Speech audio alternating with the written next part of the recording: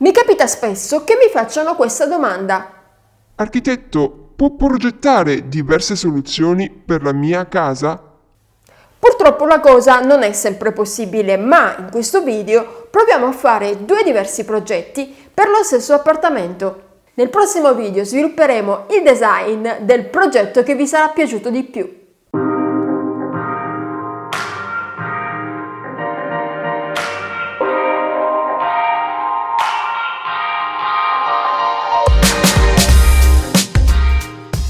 Benvenuti sul canale di Architetto Digitale. Se volete un'idea per la vostra casa, inviate la pianta e delle foto per ogni stanza che intendete progettare. Trovate i costi e ogni altra spiegazione sul sito www.architettodigitale.it.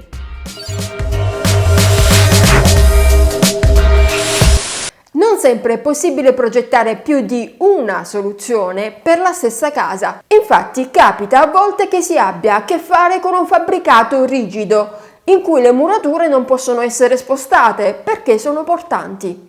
Oppure che si abbia a che fare con degli impianti che non possono essere spostati o con delle finestre che non possono essere spostate. In questi casi non può che esistere una sola soluzione. Oggi però facciamo un esempio in cui abbiamo potuto realizzare due diversi progetti. Questo è l'immobile che dobbiamo ristrutturare. L'appartamento si trova a Milano ed è un piccolo locale a vano unico di 45 metri quadrati, sito a piano terra. La struttura è antica ed è tutta in muratura portante, con un tetto a due falde, il cui colmo è alto quasi 6 metri dal pavimento. Questa è la pianta dell'appartamento. Abbiamo due ingressi, uno è situato direttamente su strada, l'altro è preceduto da un cortiletto, mentre questa è la sezione che mostra le altezze del tetto. Si tratta per la maggior parte di muri in pietra, ma vi è anche un muro in mattoni pieni. Infine un muro divisorio non portante in mattoni forati, aggiunto per dividere la vecchia proprietà. Nel prossimo video approfondiremo l'estetica dell'appartamento. Ad esempio vedrete su quale parete metteremo l'intonaco e quale parete invece lasceremo con la muratura a vista. Vedremo che colore dare a queste pareti e capiremo bene il motivo di ogni scelta. Il tetto è in pessimo stato. Questi orizzontali sono pali messi a puntellatura e quindi è tutto da rifare. Quando progetteremo il tetto disegneremo delle aperture nuove per illuminare meglio gli ambienti. Questo è l'appartamento in 3D. Il 3D stavolta ci servirà soltanto per verificare i vari volumi. Nel prossimo video invece scenderemo più nel dettaglio e faremo i render. La proprietaria della casa ci ha fatto sostanzialmente due richieste. La prima è quella di avere un soppalco per la zona notte. La seconda è quella di creare un bagno che faccia anche da lavanderia. Bene, allora stabiliamo subito dove posizionare il bagno. Anzi, diciamo dove è meglio non metterlo.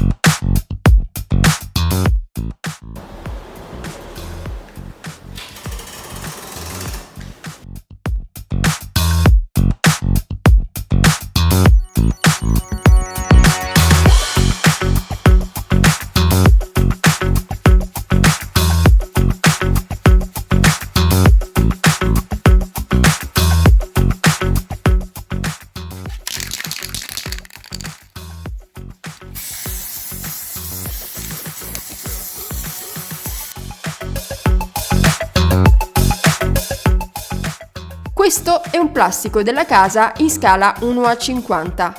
Vedete che il locale è più ampio in questa zona e più stretto in quest'altra. Se mettessimo il bagno nella zona più ampia, rovineremmo lo spazio più bello della casa. Inoltre, su questo muro non potremmo aprire una finestra perché sconfineremmo nell'altra proprietà e il bagno dovrebbe essere per forza cieco. Dunque, lo spazio più indicato per il bagno è accanto all'ingresso su strada. Qui possiamo anche aprire una finestra per avere luce naturale. Dunque il bagno sarà qui in tutti e due i progetti. Ora vediamo dove posizionare il soppalco. Diciamo che il soppalco è cosa buona e giusta che stia sopra al bagno, altrimenti avremmo i due volumi del bagno e del soppalco staccati e sarebbero un po' troppo ingombranti per un ambiente così piccolo. Questa è la casa vista in sezione e questo è il soppalco. La scelta si rivela azzeccata anche per le altezze. Infatti il muro su strada è più alto rispetto all'altro muro. Quindi in questa zona abbiamo anche maggiore altezza sottotetto. Partiamo con il primo progetto e disegniamo il piano terra.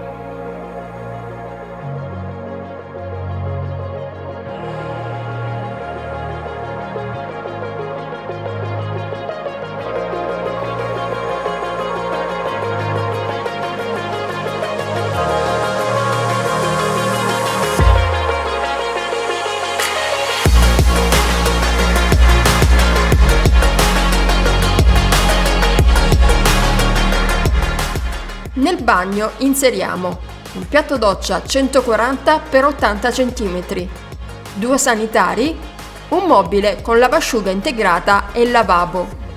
Dopo il bagno ci sarà la scala e sotto la scala avrà inizio la parete attrezzata in cartongesso che conterrà la TV, ma anche delle nicchie per raccogliere libri e altre cose d'uso.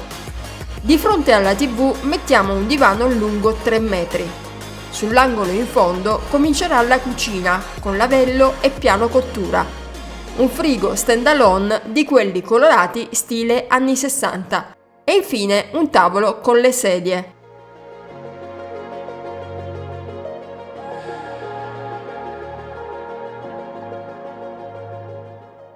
Ed ecco la pianta del piano terra nel primo progetto.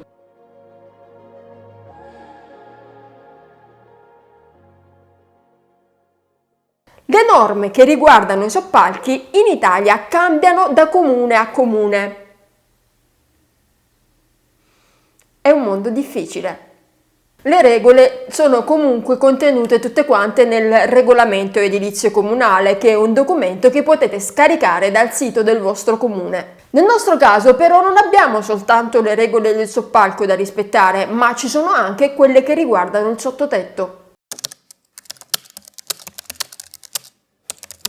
Ora disegniamo la pianta del soppalco. Questa è la pianta del piano terra che abbiamo appena disegnato. Nel primo progetto il soppalco avrà un buco in corrispondenza della scala. Per questo sarà necessario disporre qui un pilastro. Nell'ingresso dobbiamo inserire altri pilastri accanto al muro divisorio, il quale, non essendo portante, non può reggere il peso del soppalco. Nella zona sopra l'ingresso, le travi del tetto partono da un'altezza di 1,60 m. Dunque ci distanziamo un po' dalla parete per mettere l'armadio, che è alto 2 metri. Per sfruttare bene tutto lo spazio, ovviamente si può realizzare un armadio su misura. Di fronte all'armadio c'è spazio per mettere una scrivania con il computer. Infine qui va bene il letto matrimoniale con i 2 comodini. E questo era il primo progetto, piano terra e soppalco. Ecco il progetto nel 3D. Verifichiamo a vista soltanto gli ingombri essenziali. Dal piano soppalcato scendiamo al piano terra. Questa è la scala con la parete attrezzata. La cucina con il frigo anni 70 e il divano. Nel prossimo video scenderemo più nel dettaglio e vedremo che tipo di pavimento inserire. Capiremo che finitura dare alle pareti, dove mettere l'intonaco, dove lasciare la muratura a vista e che colori abbinare. Per quanto riguarda la staticità del soppalco, possiamo scegliere due strade. La prima è quella di sfruttare la muratura portante dell'edificio, la seconda è quella di mettere dei pilastri indipendenti. Stavolta faremo una struttura del soppalco indipendente dalla muratura esistente. Quindi i pilastri saranno visibili anche in altri punti del piano terra.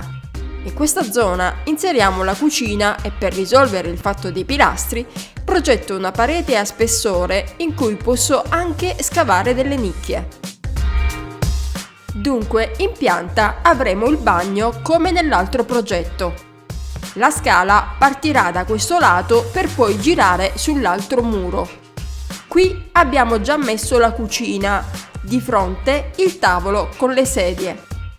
Accanto al tavolo il divano e di fronte, sotto la scala, una parete attrezzata con la TV. Spostiamoci sul soppalco. Stavolta, tra la soletta del muro in mattoni e il tetto, disponiamo un arredo su misura che abbia delle nicchie. Di fronte sistemiamo l'armadio. C'è spazio fino a 2,50 m di lunghezza. La solita scrivania con il computer, dopo il letto con i comodini e infine un settimino con la poltrona. E questo era il secondo progetto. Ecco la vista degli ingombri al piano terra. La cucina con il frigo integrato e la parete attrezzata con la TV. Dall'altra parte abbiamo il tavolo con sopra dei pensili per sfruttare lo spazio e accanto il divano. Saliamo sul soppalco ed ecco tutte le sagome degli arredi che nel prossimo video andremo a definire meglio. E questi erano i due progetti. Confrontiamoli tra di loro. Nel primo progetto, al piano terra, abbiamo lo spazio libero dai pilastri perché abbiamo sfruttato i muri portanti di confine. Ma il soppalco è un po' ridotto per via del buco che abbiamo dovuto predisporre per la scala. Nel secondo progetto invece abbiamo lo spazio al piano terra un po' ingombrato dai pilastri, ma il soppalco è davvero grande. Come abbiamo visto, a volte vi possono essere anche più di due soluzioni per la stessa casa e non esiste un progetto migliore dell'altro, semplicemente ognuno di noi ha le sue esigenze e una visione del tutto personale dello spazio in cui vive. E voi quale progetto scegliereste? Aspetto i vostri commenti. Nel prossimo video svilupperemo il design del progetto che vi sarà piaciuto di più. Per ora è tutto, non mi rimane altro che ringraziarvi per averci seguito fin qui e arrivederci al prossimo video.